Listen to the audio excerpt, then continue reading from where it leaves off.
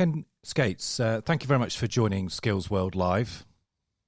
It's a pleasure to be with you. Thanks so much for the opportunity. Now, Minister, you've recently published a post-16 COVID recovery plan that envisages only gradual steps to reopening of educational settings in Wales in future, with no actual date set yet when you expect to see providers fully open. As Economy Minister, how damaging do you think it will be to the Welsh economy if uncertainty is prolonged and post-16 students are not back learning or training in at least this academic year? Well, the greatest damage will be caused to the economy if we have a second wave of coronavirus. It's absolutely essential, therefore, that we deal with this virus now, once and for all, that we don't allow it to return later in the year to disrupt significantly yet another academic year. Right. Dealing with the virus today will also help the economy of 2021. The last thing that we need in 2021 is for lockdown to return and for another year of activity and many, many more jobs to be lost. So whilst I understand the anxiety over a lack of a firm or even aspirational time frame, it's our belief that actually if you say to people, look, kill the virus today to get back to normal activities sooner, then people will go that extra miles and make sure that we deal with the virus today. Otherwise, there's a risk that we could be complacent, just looking to those aspirational dates without actually taking all of the time, all of the effort to destroy the threat that the virus poses. Sure. I mean, obviously appreciate the Welsh Government, unlike your colleagues in England, haven't set an actual date for the reopening of educational settings. But would you expect to see face-to-face learning taking place, for example, in the next academic year? Well, the plan is divided into three phases. There's the current rescue phase, which is focused on ensuring education providers have immediate security of funding and arrangements for learners in place this academic year. And then there's the second phase, which is the review phase, and that looks at potential changes this autumn, as you've identified, the potential for face-to-face learning to commence again. And then there's the third phase, which is the renewal phase, which will put arrangements in place for the remainder of the academic year of 2020-2021.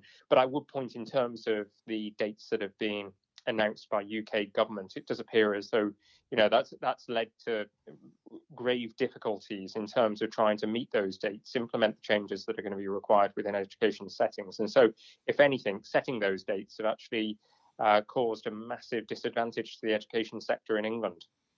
Indeed, and educational leaders in England anyway are taking different decisions about exactly when they are planning to reopen their educational settings.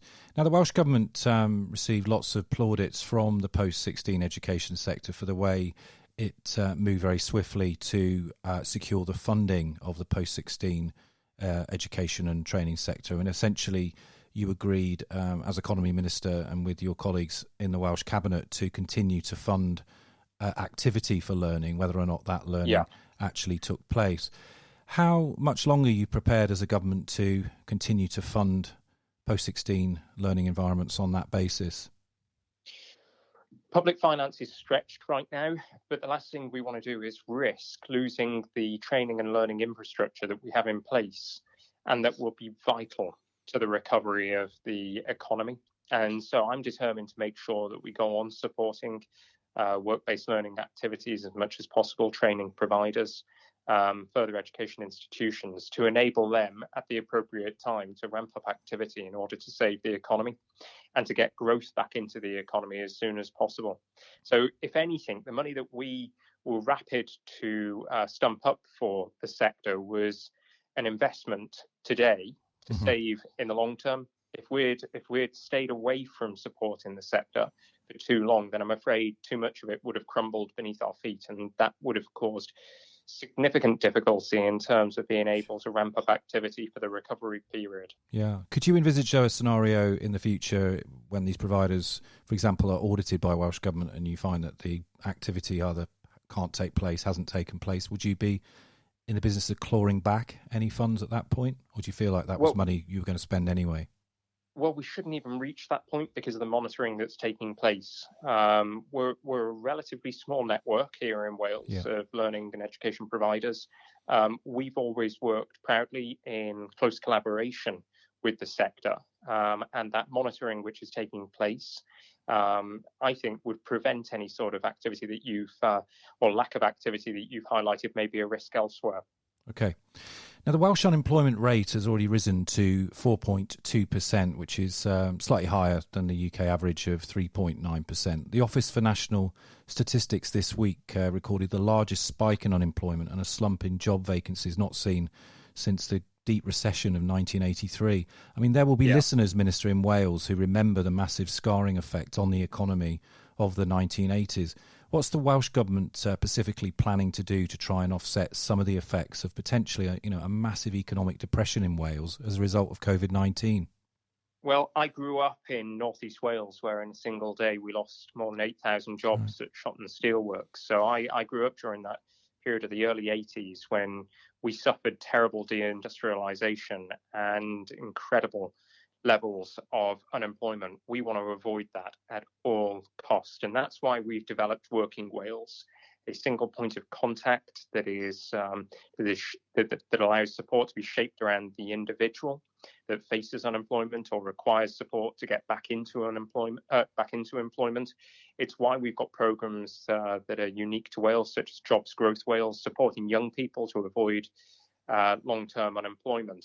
That suite of packages that we've got through Working Wales will be absolutely vital now in ensuring that people can either stay in work or regain skills or gain new skills to ensure that they can get swiftly from one workplace to another, or if they're unemployed at the moment, to ensure that they get into appropriate work. But we also have, recognizing that the economy is going to be a very different shape when we come out of coronavirus, regional skills partnerships that bring together training providers and businesses to ensure that what's being provided in terms of education and training meets the needs of industry and businesses across the length and breadth of Wales, taking account, of course, of regional differences. And again, that's going to be hugely important as we shape a greener, fairer economy, as we do as the Metro Mayor of Manchester has urged us to do, which is to build back better. And I'm absolutely determined to make sure that we invest strategically in green growth,